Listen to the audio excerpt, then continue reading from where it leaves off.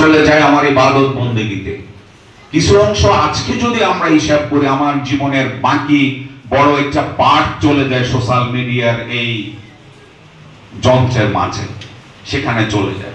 তাহলে আমি আমার জীবনটাকে ডেভেলপমেন্ট করার জন্য, আমার চিন্তার প্রসারতা বাড়ানোর জন্য, আমাকে একজন বিল গেটস হওয়ার জন্য, আমাকে একজন এপিজে আব্দুল কালাম হওয়ার জন্য, আমাকে একজন সাকিব আল হাসান হওয়ার জন্য, নগদ বা বিকাশের মতো একজন ট্যালেন্টেড পার্সন হওয়ার জন্য আমি কতটুকু সময় দিচ্ছি, কতটুকু সময় আমি ব্যয় করছি। আমরা যদি এখানে বলি আমরা কতজন এখানে ইংরেজিতে কথা বলতে পারবো সেটা দূরে থাকো, আমরা কতজন বাংলা ভাষায় আমি আপনাদেরকে যদি প্রশ্ন করি এই মুহূর্তে 14 গ্রামের একমাত্র সমস্যা কোনটা, আপনারা কেউ বলতে পারবেন?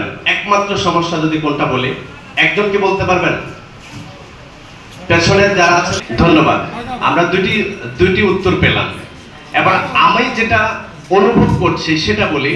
আমার কাছে মনে হয় 14 গ্রামের এখন একমাত্র সমস্যা সেটা হচ্ছে অহংকার। 14 গ্রামে চলে গেছেন কারণ তাদের আরো বেশি প্রোগ্রাম আছে।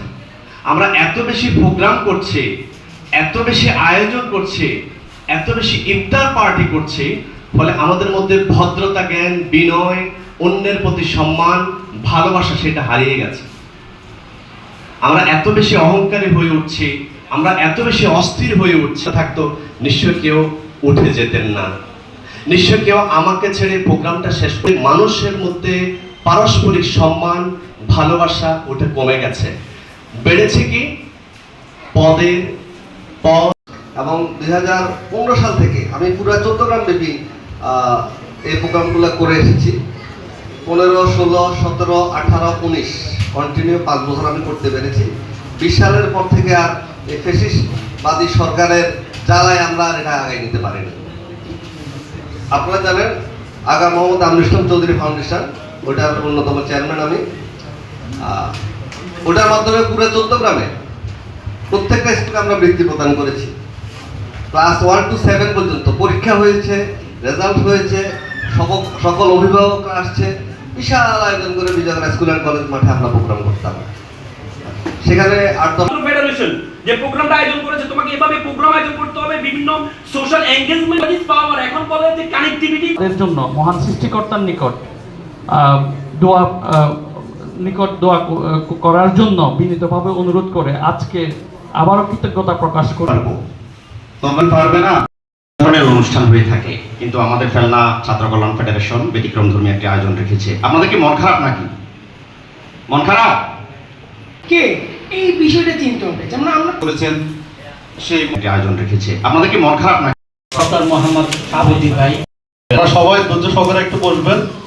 আমাদের ইনশাআল্লাহ আধা ঘন্টা পরেই প্রোগ্রাম শেষ হবে। এখন নাস্তার বিরতি, সবাই নাস্তা নেন, নাস্তার পরেই ইমরান মাহফুজের আলোচনা হবে। আমরা ঢাকায় যারা স্টুডেন্ট বাহিরে ঘোরাফেরা করছেন এবং তারা একটু ভিতরে আসবেন, এসে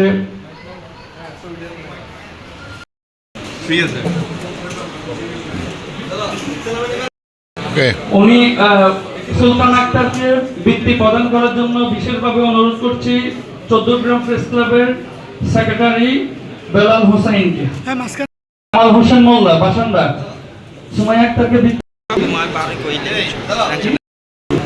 বসন্তপুর জি ঠিক আছে কাসম হোসেন ফাউন্ডেশনের কামাল আক্তার ফারহান বিদ্যালয় 10ম শ্রেণী নাফিসা মেহমান বিন্দু